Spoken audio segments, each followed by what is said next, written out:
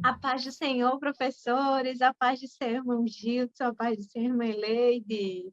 A paz do Senhor, Gil, a paz do Senhor, Gil. Boa noite, tá tudo bem com vocês?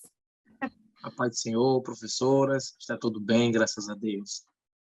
Amém. Amém. Que bom estarmos juntos em mais um EBD em Síntese Podcast pré-adolescente, né? Nesta feita nós estudaremos a nossa última lição. Chegamos ao fim de mais um trimestre, né? Vencemos mais um trimestre, graças a Deus, com a graça do Senhor.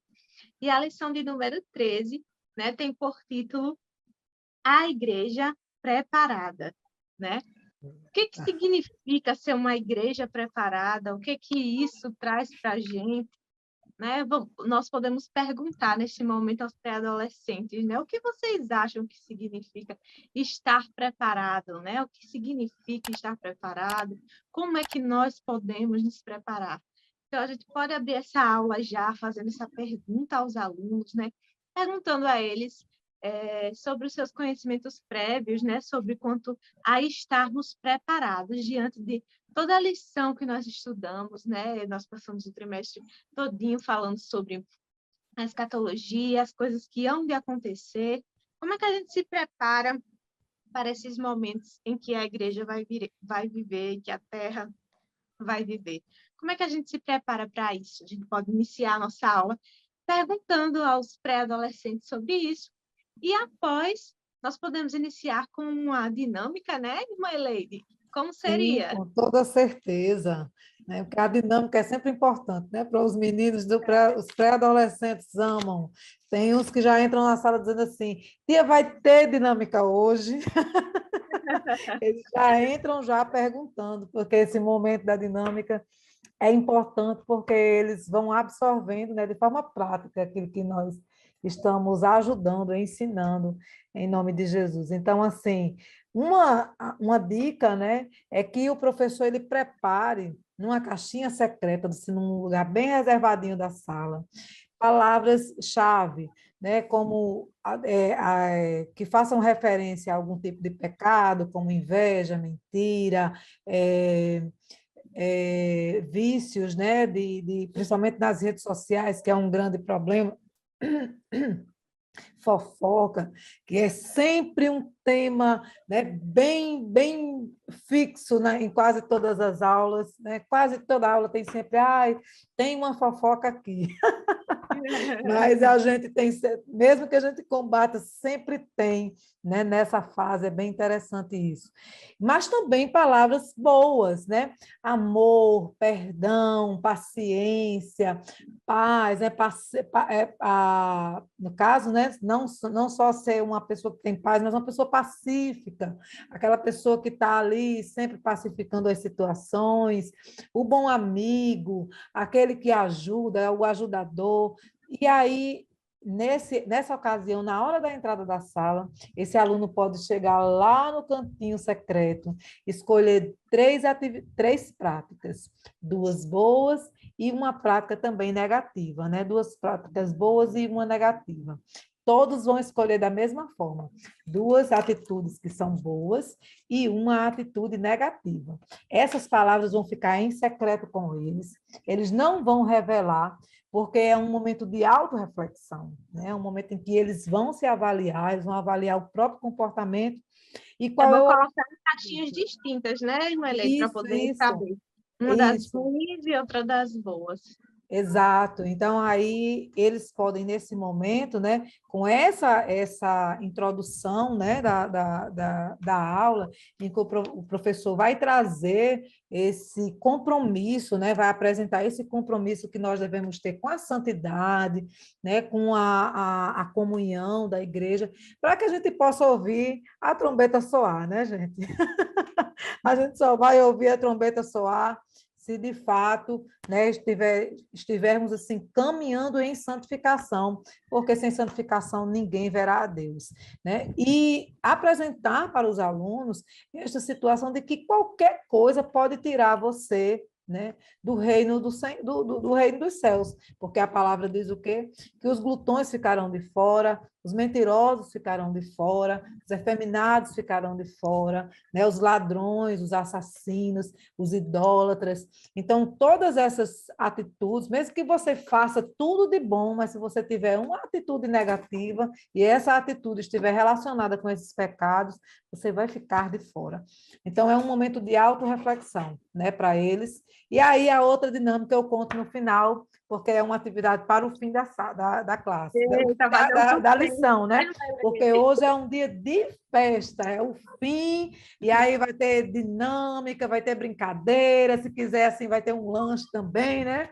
Você decora a sala bem bonita, com aquelas palavras que a gente já aprendeu durante todo o trimestre, né? Falando lá do amor do Senhor, da salvação, da paz, do perdão, essas coisas que nos levam para o céu.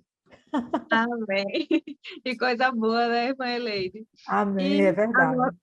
a Bíblia diz, né, de hoje, nos fala assim: continuem firmes na oração, sempre alertas ao orarem e dando graças a Deus. Colossenses 4:2. O nosso texto base está lá em Lucas 21, do 34 ao 36.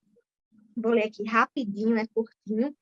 E olhai por vós, para que não aconteça que o vosso coração se carregue de glutonaria, de embriaguez e dos cuidados da vida, e venha sobre vós de improviso aquele dia, porque virá como um laço para todos os que habitam na face de toda a terra. Vigiai, pois, em todo o tempo, orando, para que sejais havidos por dignos de evitar todas essas coisas que hão de acontecer e de estar em pé diante do Filho do homem. Então, é justamente isso, essa dinâmica já vai trabalhando aí as atitudes, né? Pode ser já relacionadas às que já tem aqui, né? Os cuidados da vida, né? Ele Isso. traz glutonaria, embriaguez e os cuidados da vida, mas é possível também a gente trabalhar outros, né? Com outras Sim, palavras sim. que sejam relacionadas para que nós não sejamos pegos de surpresa, né? Surpresa. E É verdade. nós vamos ver que a igreja preparada, ela vai precisar estar preparado significa desenvolver algumas atitudes que nós vamos estudar durante essa lição aqui. E a gente inicia com a vigilância, né? O que significa essa parte da vigilância, né? Inicialmente, nós abrimos com guardando o nosso coração, né? Guarde o coração, né? Lá em Provérbios 4:23 vai dizer, né? Sobre tudo que se deve guardar, né? Guarda o teu Guarda o coração, teu porque coração dele procede as saídas da da vida. vida. E quando a gente fala de coração, né? A gente fala de emoções, né? O que acontece no coração? A gente sempre representa, né? A mente como a razão e o coração como essa parte das emoções, né? Então, o pré-adolescente, ele vive ali um momento de muitas emoções, tudo é É, muito, né? Quando é triste, quando é alguma coisa triste, é muito triste, quando é muito alegre, é muito alegre. Então, tudo esses exageros, né, tudo muito que intenso. acontecem. Tudo muito intenso, exatamente. Então, nós vamos falar aqui, trabalhar aqui nesse tópico, né? A importância de nós guardarmos o coração, guardarmos as emoções. Como é que estão as nossas emoções? Para que a gente não dê lugar a emoções ruins, né? A emoções que nos levam a praticar a maldade, a emoções que nos levam a ter um pensamento negativo sobre a vida, sobre as situações da vida, né? Nós devemos aprender a trabalhar ali as nossas frustrações, porque tudo isso vai influenciar na nossa vida, né? Como Salomão vai falar. Tudo isso vai influenciar na nossa vida e pode sim nos direcionar, né, a fazer aquilo que não agrada ao Senhor. Existem emoções que nos puxam para fazer aquilo que é pecaminoso, aquilo que não é a vontade do Senhor para as nossas vidas. Então, É verdade. por isso a importância da gente guardar o nosso coração, né? E guardar quando? Todo dia, toda hora, sem cessar, né? Nós devemos guardar, estar vigilantes. Então, o nosso segundo tópico vai falar sobre isso, né? Todo dia, toda hora, orar sem cessar. Então, a oração, ela precisa estar na nossa rotina, precisa fazer parte da nossa rotina. Quando a gente olha para Daniel, ele já tinha ali os seus horários, de manhã, de tarde, de noite, 3 vezes ao dia, ele já sempre separava aquele seu momento de oração, né? Então, precisa estar na nossa rotina a oração. Significa que em todos os momentos nós vamos nos ajoelhar para orar? Significa que em todos os momentos nós conseguiremos parar para orar? Não, mas que a gente pode orar em outros momentos. Se a gente está ali no ônibus ou se a gente está na escola, nós podemos falar com o Senhor, nosso pensamento. Então, a gente pode trazer isso para o pré-adolescente. Existe aquele momento que nós paramos, né, fazemos aquele devocional mais preparado, mais estruturado, mas existem momentos durante o dia que a gente pode falar com o Senhor somente no nosso pensamento. Então, é importante essa rotina de oração. Ela precisa ser algo natural. Por quê? Porque ninguém chama de amigo a quem não conhece, a quem não tem proximidade. Se eu chamo a irmã Helene de amigo, é porque nós já conversamos, nós já tivemos momentos juntos. Eu sei sobre a vida da irmã Helene, a irmã Helene sabe sobre a minha vida. Então, é isso que nos torna amigos. Ninguém vai chamar de amigo alguém que viu uma vez ou alguém que só vê uma vez perdida e não se dá tempo para conversar. Então, é importante trazer isso para o pré-adolescente. A gente chama de amigo a quem nós temos proximidade. Então, o Senhor, ele precisa ser o nosso amigo. Como é que a gente tem essa conversa? Como é que a gente tem essa proximidade? Através da oração. É através da oração que nós falamos com Deus. Então, por isso, a oração, ela deve estar presente, né? E existe esse alerta de vigilância para que nós oremos sem cessar. E, além disso, vigiarmos em todo o tempo, né? Vai dizer lá em Efésios, né? Que em todo o tempo nós estejamos em oração e súplica. Oração, a gente já trabalhou, né, nesse segundo tópico, e tem a súplica. O que é a súplica? O que vem a ser a súplica?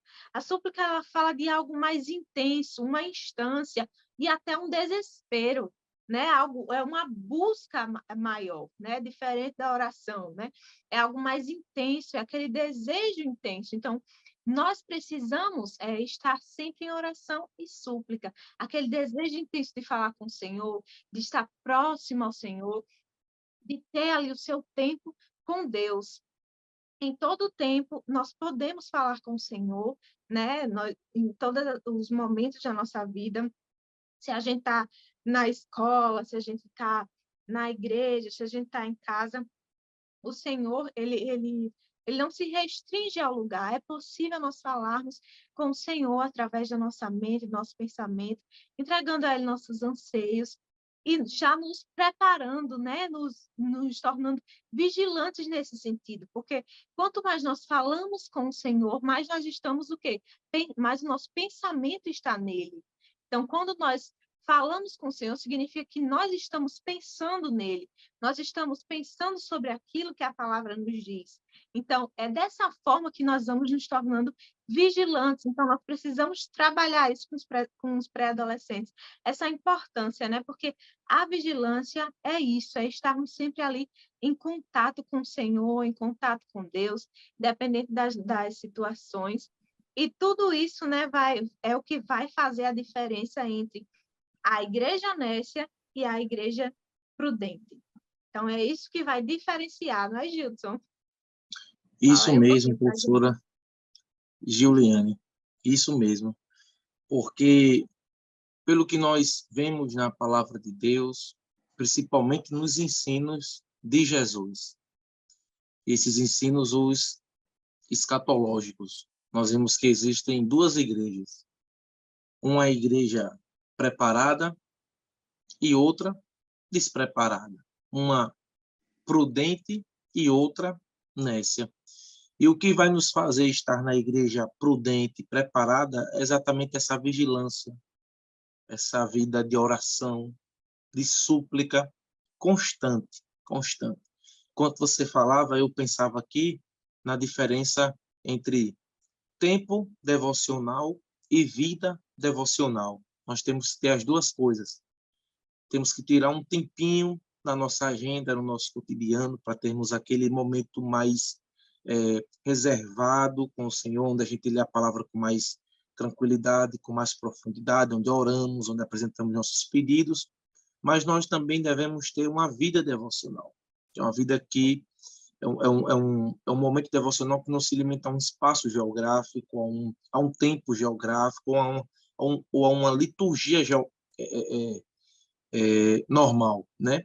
Nós, no dia a dia, dentro do ônibus, dentro de um trem, no trabalho, na faculdade, na escola, a gente sempre está orando. A gente sempre está meditando numa palavra que leu em casa. A gente está pedindo a Deus uma direção, está pedindo a Deus uma resposta, está meditando no amor dele. Então, a gente tem que estar o tempo todo orando, vigiando, suplicando, estando em comunhão com o Senhor para sermos essa igreja preparada. E Jesus, nos seus ensinos, ele sempre nos alertou sobre 2 grupos de pessoas que vão estar no mundo, toda a era da igreja, principalmente quando estiver bem pertinho da vinda de Jesus, que vão ser aqueles que vão estar preparados para subirem no arrebatamento e aqueles que vão estar dormindo e que vão ser pegos de surpresa. Sempre vai existir esses 2 grupos. Sempre existiu, sempre existirá até a vinda de Jesus. E existem algumas parábolas de Jesus que ilustram isso. No mínimo 3 nós vamos destacar nessa lição, nesse segundo tópico. O primeiro exemplo é o dos 2 construtores, que Jesus conta essa parábola, que 2 homens constroem uma casa, todos eles enfrentam as mesmas dificuldades, vendaval, a ventania, as águas, todos passam pelas mesmas lutas, pelas mesmas provações, só que uma casa fica de pé, uma casa de um construtor fica de pé, a outra casa feita pelo outro construtor cai. E Jesus diz, onde é que está a diferença de uma para a outra? Está onde elas foram edificadas, onde elas foram construídas, onde elas foram firmadas. Um construtor fez a sua casa na rocha, o outro fez na areia. Eles passaram pelas mesmas lutas, pelas mesmas dificuldades, tiveram os mesmos imprevistos, só que o que fez a casa na rocha, a casa ficou firme. E o que fez a casa na areia, a casa foi destruída. Jesus disse, eu comparo esses 2 construtores com aqueles que ouvem a minha palavra. Uns ouvem e guardam e praticam. Outros só ouvem, entra no ouvido e sai no outro. Quem ouve e pratica, construi. Desculpa, Dilson. Aí a gente já vê que a primeira coisa, né, que a igreja prudente e a igreja nécia, ela não se diferencia pelas situações que elas vão viver, né? Isso mesmo. Tanto a nécia quanto a prudente, elas vão sofrer vendavais, vão sofrer aquela ventania, aquela chuva. Tudo isso, ambos vão sofrer. Ninguém vai estar isento, né? Porque eu sou a igreja prudente que eu vou estar isento de passar pelas situações. Não vai ser isso que vai diferenciar, né? O que vai diferenciar é justamente o alicerce, né, Gilson? Pelo contrário, né, Gil? A gente entende que a promessa da aflição é para as 2. Exatamente. Isso mesmo. E vamos a viver igreja chuva que e vai ficar sol. firme é a que vai obedecer a palavra.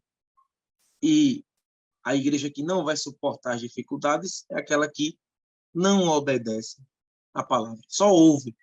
E na palavra de Deus, de Gênesis a Apocalipse, nós somos exortados a fazer 2 coisas. Ouvir a palavra de Deus, mas não só isso, obedecer. A gente tem que ser ouvintes e praticantes, conforme disse Tiago na sua Epístola Universal.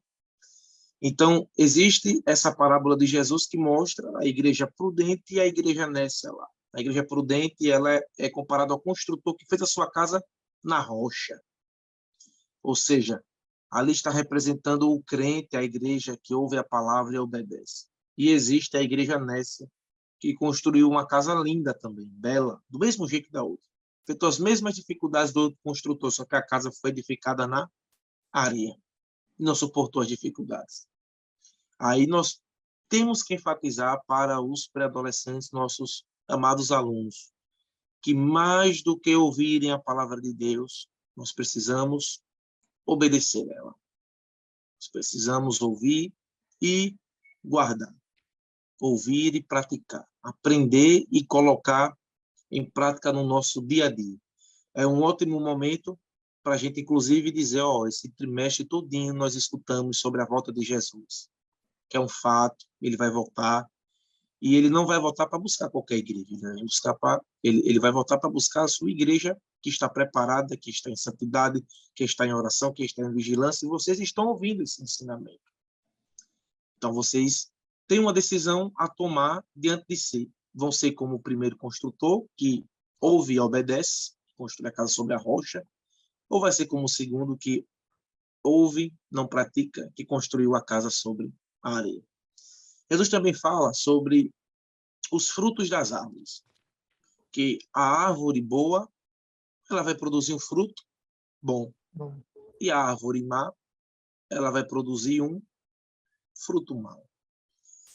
E isso aqui é lógica.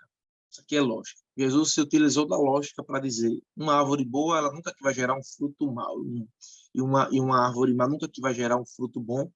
E pelos frutos a gente conhece quem é quem.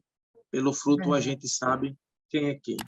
Então a igreja prudente, ela vai ter bons frutos, e a igreja nessa, ela vai ter maus frutos. E os frutos bons é a nossa vida de santidade, é o nosso arrependimento diário, é a nossa vida de serviço na igreja, o nosso amor para com Deus, para com o próximo, para com o povo do Senhor. E a gente não pode, de forma alguma, quebrar ou passar por cima dessa lógica. Não existe um crente que está preparado, um crente prudente que faz obras más. Como também a gente não pode dizer que uma pessoa ela é má, só que ela tem bons frutos. Às vezes a gente confunde muitas coisas, né? Às vezes a gente olha para um irmão que tem bons frutos e por algum falatório, por alguma coisa que nem procede, a gente diz que ele não é um cristão sábio, um cristão prudente, mas os frutos dele mostram que ele é um cristão genuíno. Porque a questão do coração, só quem vê é Deus. Só quem consegue julgar as motivações dos corações é o Senhor. O que ele disse a Samuel em relação a Davi e a seus irmãos. Você vê a aparência, mas eu vejo o coração. É por isso que Jesus disse que a gente vai julgar a qualidade da árvore, a qualidade do crente, pelos seus frutos. Frutos bons, crente bom. Crente prudente, igreja preparada. Frutos maus, crente nécio, igreja despreparada. E, por último, existe a famosa parábola das 10 virgens, Mateus capítulo 25, que mostra 10 virgens, 5 delas eram prudentes e 5 eram nécias. E todas elas, como os construtores, passaram pelas mesmas situações. Estavam lá com as suas lamparinas acesas, elas enfrentaram a demora do noivo, todas elas dormiram, elas vestiam as mesmas roupas, elas eram parecidas em tudo, só que tinha uma diferença entre as 5 prudentes e as 5 nécias, que é exatamente a reserva do azeite que as 5 prudentes carregaram e as outras 5 não. E pela demora do noivo, quando ele apareceu, as 5 que tinham reserva conseguiram continuar com ele e as outras foram procurar o azeite. Pediram até as prudentes, mas as prudentes disseram que ele não podia dar porque elas tinham conseguido para elas, e quando elas voltaram, a porta já estava fechada e elas ficaram de fora. O que nos mostra a seriedade desse assunto. Não vai ter como a gente mudar ou se preparar na hora do arrebatamento. A igreja tem que estar preparada agora. A igreja precisa de reserva agora. Não é na hora do arrebatamento. Na hora do arrebatamento, muita gente vai dizer: Senhor, abre a porta, Senhor, estou aqui, Senhor, me busca, Senhor, quero te ouvir. Só que teve uma vida inteira para se preparar e não se preparou. Fez como o primeiro construtor lá, o construtor que construiu, fez a casa sobre a areia. Ouviu a palavra, mas não praticou. Olha a seriedade desse assunto. Então, Jesus se utilizou desses exemplos para dizer: quando eu voltar, como em toda a história da igreja, sempre vai haver 2 povos que parecem ser um só. No cotidiano, parecem ser um só. Estão nos mesmos cultos, participam da mesma liturgia, estão nos mesmos eventos, vestem as mesmas camisas, vestem as mesmas roupas, cantam os mesmos hinos, mas uns estão preparados, a igreja prudente, e outros estão despreparados, a igreja nécia. E para a gente ser igreja prudente, a gente precisa orar, vigiar, suplicar, obedecer a palavra. Resumindo, o nosso coração precisa estar no Salvador. E assim, quando Jesus voltar, nós vamos fazer parte daquele grande e numeroso povo que vai ouvir o soar da trombeta, como a irmã Leite falou no início, e vamos estar com ele para todo sempre. Amém. Ouvindo aqui Gilson falar, assim, é uma lição muito séria, né? Estamos concluindo o trimestre, tivemos todo um tempo de preparação, de ensino, de absorção de materiais, de conteúdos, e agora temos todas as ferramentas para tomar atitudes, né? É uma lição bastante reflexiva, que vai nos instigar, né? Essa lição ela nos instiga a tomar atitudes. Desde o começo da lição, né? Sempre nós estamos falando de atitudes de vigilância, atitudes de prudência, atitudes de zelo, né, atitudes de comportamento coletivo. E aí é um momento assim, bem interessante para, de uma forma muito prática, a gente falar com os nossos alunos acerca da inteligência emocional, né? Porque cuidar do coração é isso, é ser inteligente emocionalmente, é tratar com zelo o outro, mas também tratar com zelo a si mesmo, né? O seu coração, para que ali não se aloje uma raiz de amargura, para que ali o perdão não esteja distante, para que a inveja não tome conta, para que a mentira não se aposse da nossa alma, e ali a gente possa, né, crescer espiritualmente.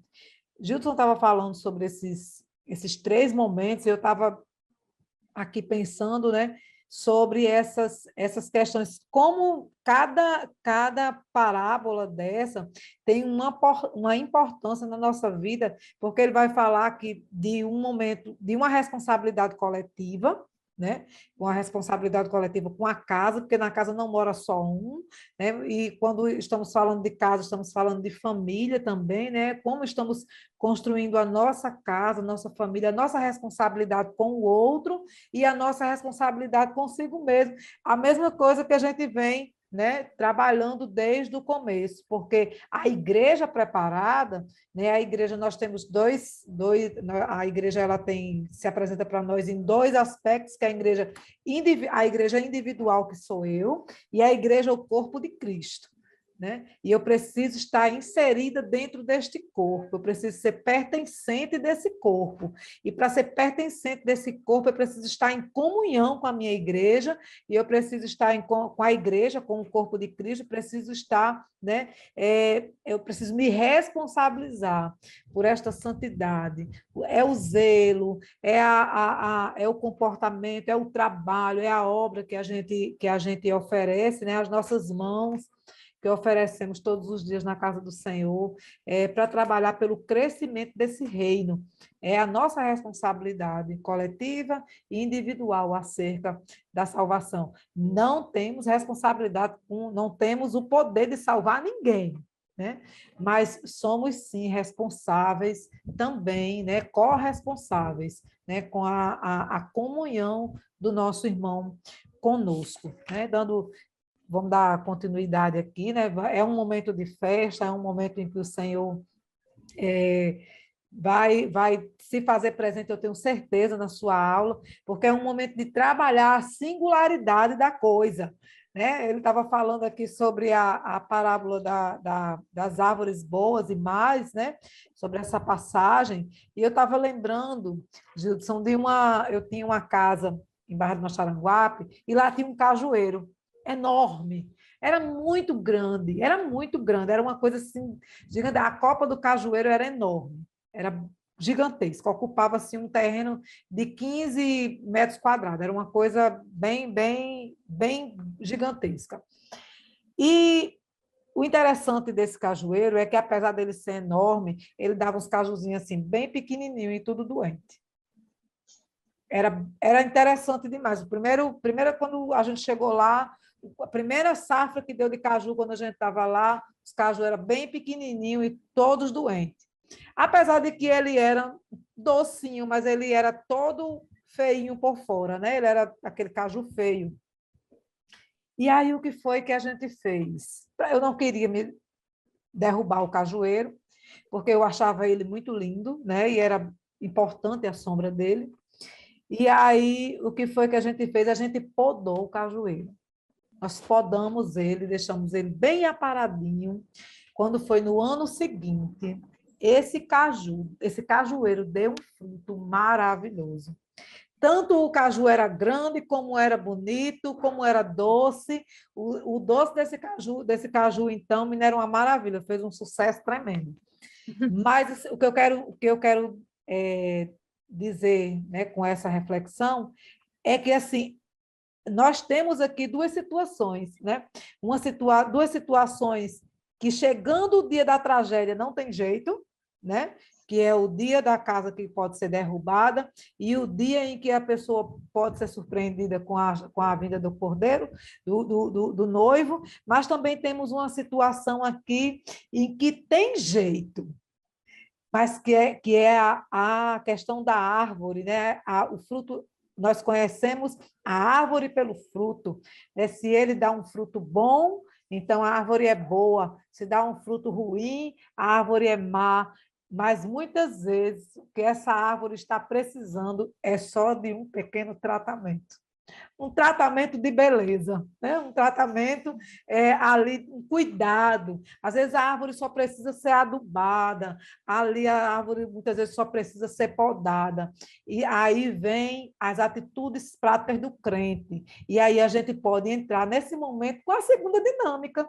Né? Como é que podemos tomar atitudes? Né? Quais são as atitudes que devemos tomar? Né? E aí, entrando no terceiro tópico, quais são as atitudes que devemos tomar para estarmos preparados? E aí, nesse momento, o professor vai colocar lá viradinho as cartas com as palavras escritas para baixo, as palavras que estão ao longo da lição, gente. Ao longo da lição, aqui nós temos muitas palavras que são atitudes que podemos tomar para que estejamos prontos no dia que o Senhor, né, no grande dia do Senhor na nossa vida. Precisamos ser vigilantes, né? Pode colocar vigilância, o coração, né? O cuidado com o coração, a luz, o sal, a prudência. Podemos colocar aqui, né?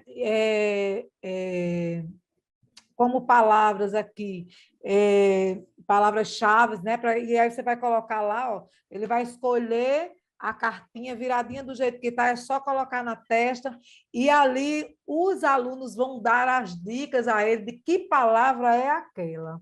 Né? Eles vão dizer, é a pessoa que fica... A gente tem aqui no bairro os vigilantes de rua, né? As pessoas que ficam na rua passeando de moto a noite todinha e apitando. Com certeza alguém vai se lembrar disso. Acho que muitos bairros têm essas vigilâncias noturnas, né? E aí, com certeza, eles vão se lembrar dessa. Aí alguém vai dizer, aquela pessoa que fica lá passeando de moto, apitando durante a noite. Aí você vai lembrar, o vigilante, né? A pessoa tem que ser vigilante. Vamos lá, o amor, o perdão, são atitudes que nós precisamos, né, para guardar o nosso coração, né? O amigo. E aí a gente pode trabalhar com eles essas atitudes, né, que precisamos tomar. São posturas, de fato, atitudes de fé, né? Mudando completamente a nossa forma de ver o mundo e de viver. Porque, como Juliane disse, é tudo muito intenso nessa fase. E se a gente permitir, nessas coisas, as fases deixam de ser fases e passam a ser comportamentos, né? Comportamentos que você leva para a vida e a gente precisa ser vigilante. Aqui na lição, no livro do pastor, que o comentarista foi o pastor Reinaldo, né? Jesus Cristo voltará, ele fala aqui, né, sobre atitudes, né, diante da volta de Jesus, né, que, em primeiro lugar, nós devemos amar a vida de Cristo, né? O último capítulo de Apocalipse, ele vai dizer aqui a igreja, quando o Senhor diz que vai voltar, ora vem Senhor Jesus, né? Nós vamos ter essa atitude de desejar que Jesus venha, né? Desejar que Jesus venha, nós precisamos estar atentos a isso. A segunda dica, né, é desfrutar da suficiência de Cristo. Ele é suficiente em nossas vidas, não precisamos de outra coisa. Estava hoje com minhas filhas vendo aqui um documentário a respeito daquela boate, né, que pegou fogo há alguns anos atrás, e eu conversando com elas, eu disse, olha só, né, o preço da imprudência. Quantas pessoas, quantas vezes aquele mesmo estabelecimento foi fechado por causa de muitos problemas que havia naquele lugar, né? Mas, mesmo assim, por uma noite de diversão, muitos perderam a vida e talvez até a salvação, né?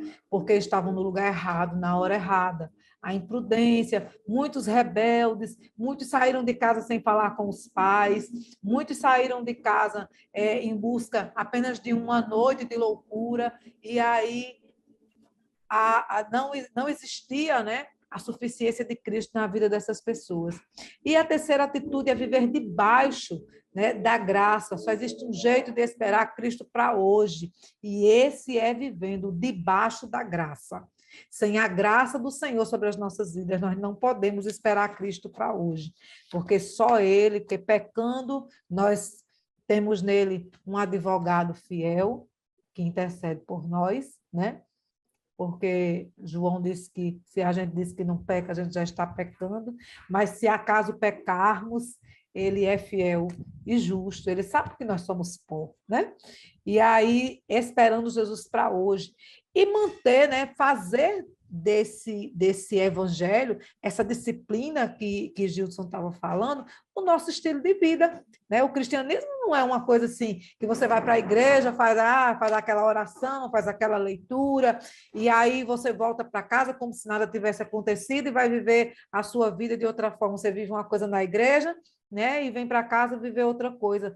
O cristianismo não é uma alegria que você senta lá fora, na igreja, no momento de culto, depois você volta para casa com a mala cheia de tristeza, não. O cristianismo é um estilo de vida, é uma mudança. O evangelho é boas novas, é novidade, é coisa boa, né? Novidade, boas novas, está dizendo, boas novas, é uma novidade boa, né? Não pode ser uma novidade ruim. Então, tem que ser realmente um estilo de vida, é aprender com Deus, é aprender a estar com Deus, é aprender sobre Deus, e aprender que tudo é dele, por ele e para ele. Estamos aqui por ele e para ele, né? É conversar com Deus o tempo todo, é a oração, né? Pode ser uma das palavras-chave lá na hora da dinâmica.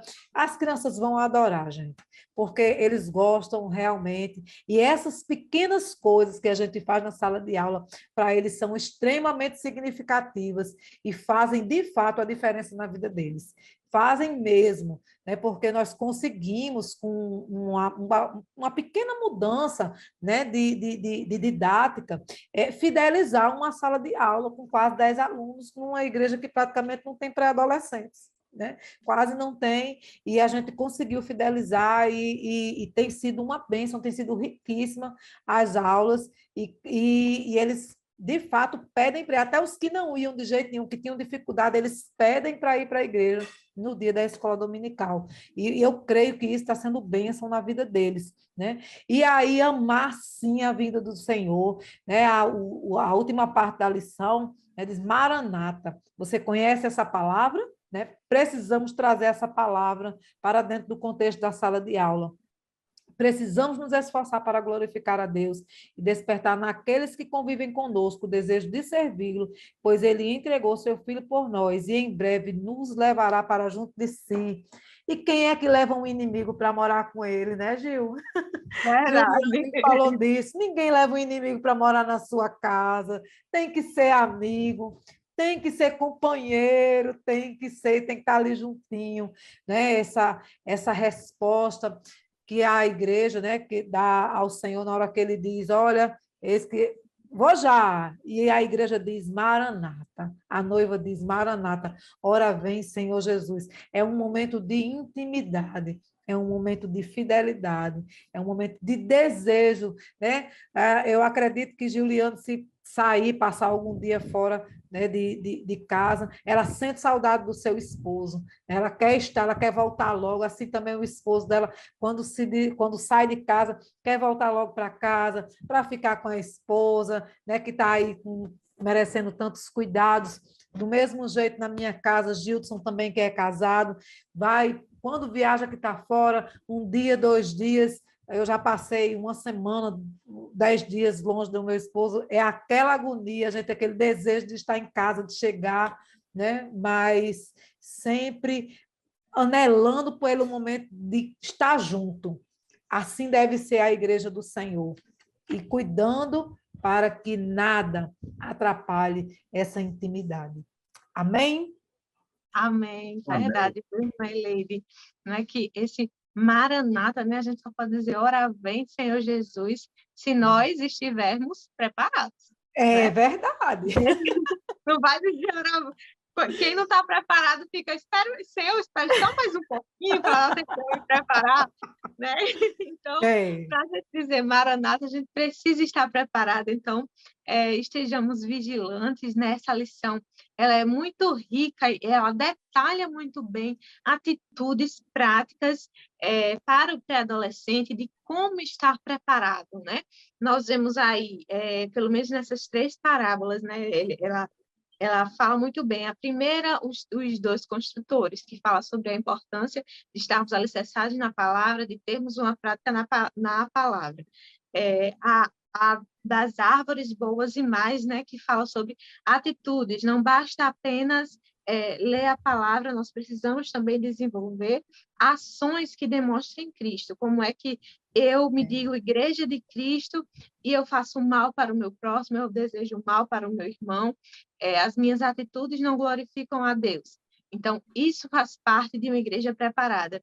E, por último, né, a da Nécia e as virgens nécias e prudentes, né, que fala essa necessidade de ter o azeite, o que seria esse azeite, né? Alguns pastores retratam, né, como a oração, a importância da oração, outros como a importância do Espírito Santo em nossas vidas. Então, tudo isso, né, é um conjunto, né, que nós devemos buscar para sermos igreja prudente, que nós venhamos deixar bem claro para os pré-adolescentes, né, essas ações, essas atitudes que nós devemos desenvolver de uma prática, como a irmã Eleire bem trouxe aqui, o cristianismo, essa preparação como estilo de vida, né? Nós não estamos ali na igreja só por um momento, como alguns, né, sentem, eu vou para a igreja para sentir aquela alegria, para sentir aquela emoção. Eu vou para a igreja porque lá, quando eu chego lá, eu choro e aí eu saio mais alegre, eu saio mais aliviada. Não, não é esse o nosso objetivo, né? O nosso objetivo é que todos os nossos dias sejam culto ao Senhor. Não é apenas o domingo que é culto ao Senhor, não é apenas a terça que é culto ao Senhor, não é apenas a quinta que é culto ao Senhor. Todos os dias da nossa vida precisam ser de culto ao Senhor, como o Gilson bem falou, né? De devocional ao Senhor, né? Uma vida devota ao Senhor. Então, nós precisamos, né, estar cada dia mais perto, porque o Senhor, ele está voltando. Essa lição, ela detalhou muito bem para a gente. De repente, agora no final, você, professor, pode dar aquela retomada, né, da sequência dos fatos que nós estudamos, como é que vai acontecer, né? E para fazer esse fechamento, né, da importância de estarmos preparados, porque o que há de vir, virá, né? Então, Não tardará. nós precisamos estar prontos, né? E estar enquadrada dentro do nosso título da lição, a igreja preparada. Né? Jamais a igreja, né? Jamais a igreja despreparada. Então, que É nós verdade. tenhamos uma lição abençoada, né? Eu desejo a você um final de trimestre muito agradável e feliz, né? A irmã Elê trouxe aqui dinâmicas muito interessantes que com certeza vão te ajudar muito aí na sua aula a dinamizar, a finalizar esse trimestre, já aí deixando aquele gostinho de quero mais para o próximo, né? Então, Verdade. que o Senhor vos abençoe e a paz do Senhor, queridas. Até o próximo. Amém. Até o próximo Pai do trimestre, em Senhor, até o nome de próximo Jesus. trimestre. Pai do Foi um Senhor. prazer mais uma vez.